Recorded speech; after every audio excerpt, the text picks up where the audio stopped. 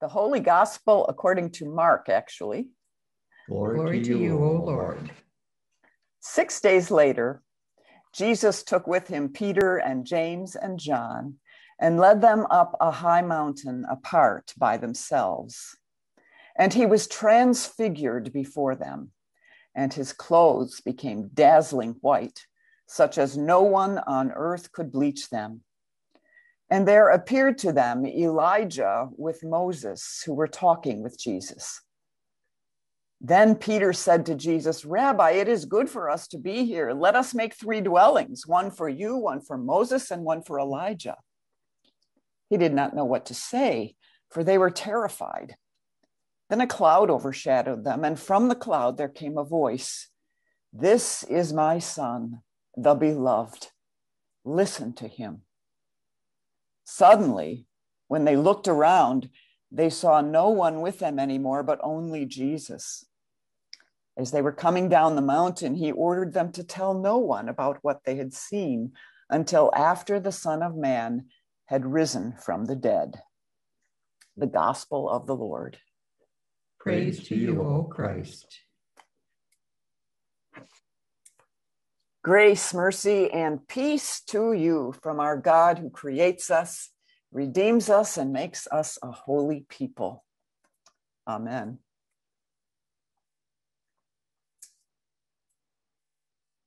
Which is better, breathing in or breathing out?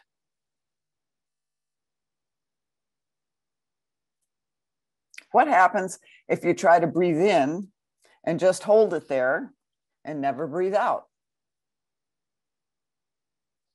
What happens if you exhale and hold it without breathing in again? In God's infinite wisdom, we are created to breathe in and breathe out. These past months between COVID and George Floyd, our awareness of the importance of breathing may be at an all-time high. Last Tuesday, we were bantering this around, your leaders and I, and we joked maybe it's best to breathe in Florida and breathe out in Michigan. Hang on to these thoughts about breathing, and let's turn our hearts and our minds to our gospel for today. But keep breathing, please. One of the strengths of TLC is one of the many strengths, I should say, is your strong, close relationships with each other. I am especially impressed that until this year, because of COVID, you've had an annual men's retreat for 30 years running. That's unheard of. Our Transfiguration Sunday gospel today is really about another men's retreat. Peter, James, and John get away, retreat with Jesus to the top of a mountain. These guys had dropped everything to follow Jesus. We heard those stories a couple weeks ago. And just a week before their retreat with Jesus, Peter had blurted out, impetuous Peter blurted out that Jesus was the Messiah, Israel's future king. And Peter, James, and John, well, they would be the king's right-hand men, of course. But it doesn't seem to be turning out quite like that. Jesus doesn't seem to be gaining any traction when it comes to earthly power and glory. These guys are beginning to have second thoughts, especially when Jesus begins to make troubling predictions. Suffering, rejection, and death are coming his way. These guys are bewildered. They need a sign to shore up their waning hearts and put new courage in their bones. Like a married couple needing a reminder about why they ever married each other to begin with. They get away for a romantic weekend around Valentine's Day. That's kind of like what's going on here.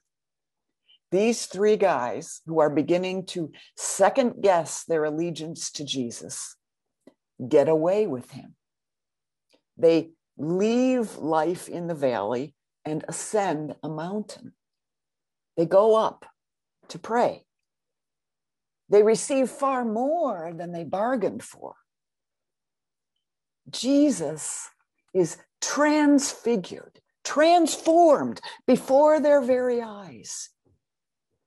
He turns glistening white, and then he's validated by the appearance of two giants in the faith flanking him on either side, Moses and Elijah.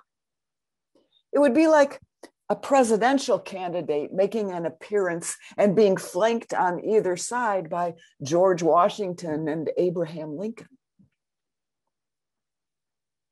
When Peter witnesses all this, he's blown away. He wants to build some monuments to this so this glory can last forever. Well, at that point, a bright cloud overshadows them and they're blinded. And a voice from heaven echoes the voice at Jesus' baptism. This is my beloved Son, with whom I am well pleased.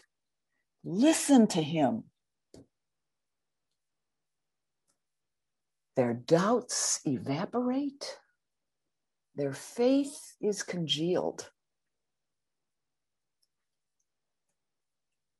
Well, of course, they couldn't stay up there forever. Mountaintop experiences are not sustainable.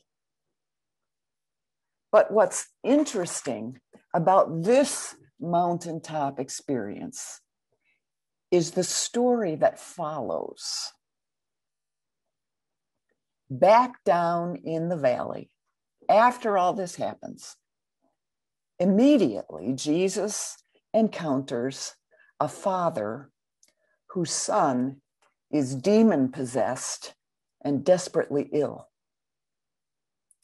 Jesus rebukes the demon, heals the boy, and gives him back to his father.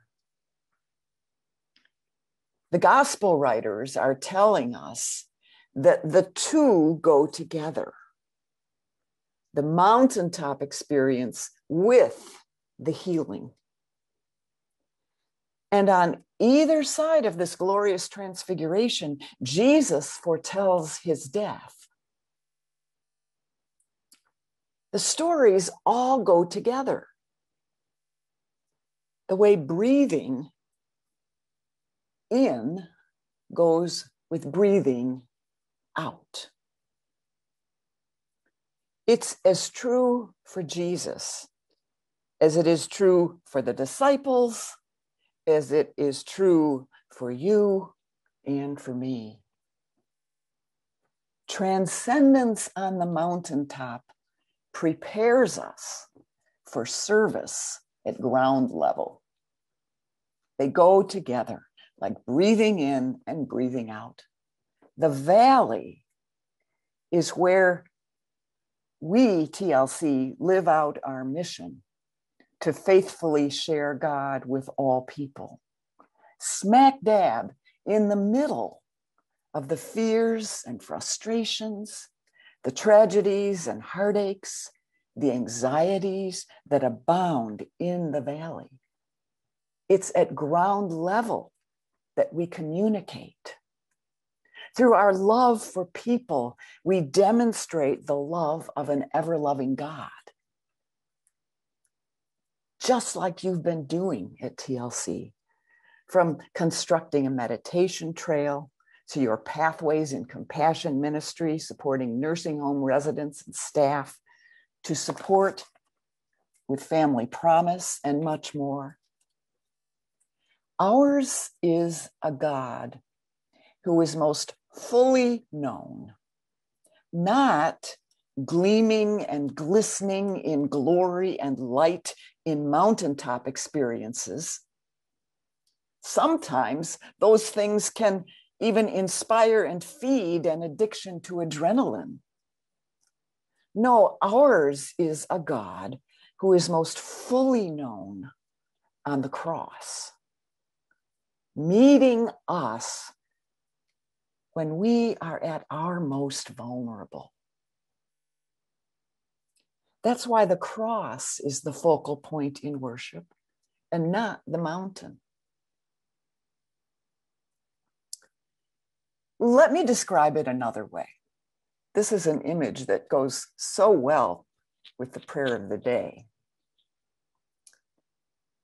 In a few short days, as I mentioned, it will be Ash Wednesday. And we'll be reminded of our mortality. Not that we all need that much reminding during a global pandemic, but imagine with me for a moment that your time has come. At the end of your life, every chapter you have lived is laid out before you, like the squares in a quilt, in many piles. You are given the opportunity to sew each square together into a tapestry that is your life. But you're embarrassed to see how ragged and empty each of your squares is. Each square is labeled as a part of your life that has been difficult, named by the challenges and the temptations you've been through. You see the hardships you endured, which are the largest holes of all. As you stitch, you remember all those nights you were driven to your knees in prayer, asking for help and guidance during times you felt persecuted or ridiculed, lost or scared or desperate. You're asked to hold this quilt that is your life, up to the light so it can be displayed. You're ashamed and embarrassed by how tattered it is. But you do it anyway. It is what it is. And when you do, you see the light that floods all those holes and creates an image, a glorious image. It's the face of Christ. Then Jesus stands before you with warmth and love in his eyes. And he says, every time you gave your life over to me, it became my life, my hardships, and my struggles. Each point of light in your quilt that is your life is when you stepped aside and let me shine through until there was more of me than there was of you.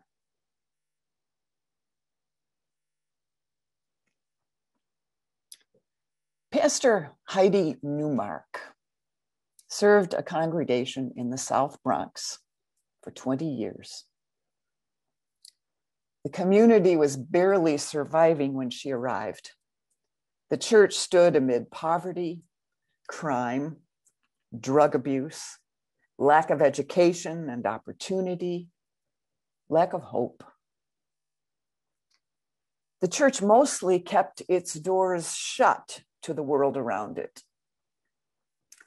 Then Pastor Newmark read the story that follows the Transfiguration story in our gospel today.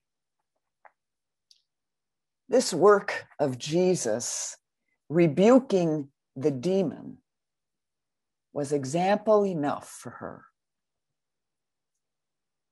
When Peter and the others came down from the mountain, she wrote in her journal, they found a father and a child gasping for life. But Jesus rebuked the demon, healed the boy, and gave him back to his father. And they were transfigured. When the members of this Bronx church unlocked the doors of their private shelter and stepped out into the neighborhood, they did meet the distress of the community, convulsed and mauled by poverty. But they also discovered transfiguration as a congregation in connection with others. Living up high in the rarefied air is not the point of transfiguration, Pastor Newmark discovered. It was never meant as a private experience of transcendence removed from the public square. Rather, transfiguration was a vision to carry us down, a glimpse of unimagined possibility at ground level.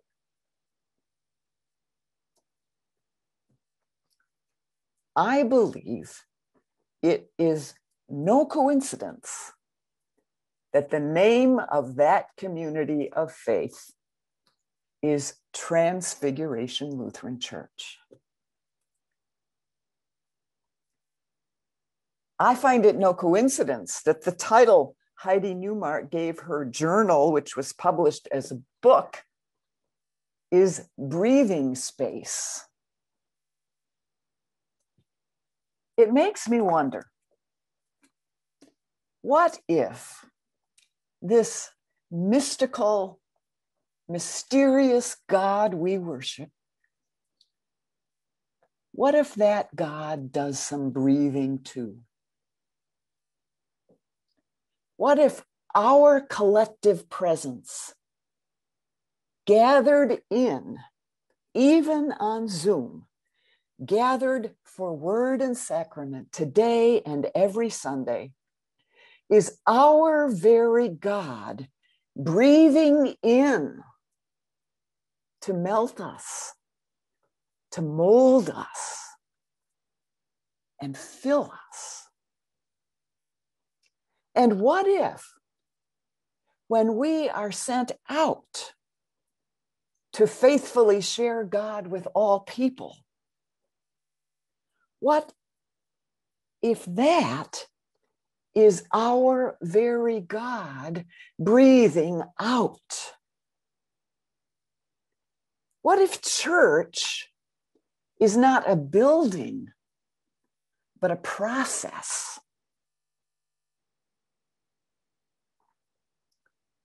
What if you, Transfiguration Lutheran Church in Fenton, are God's breathing space? Amen.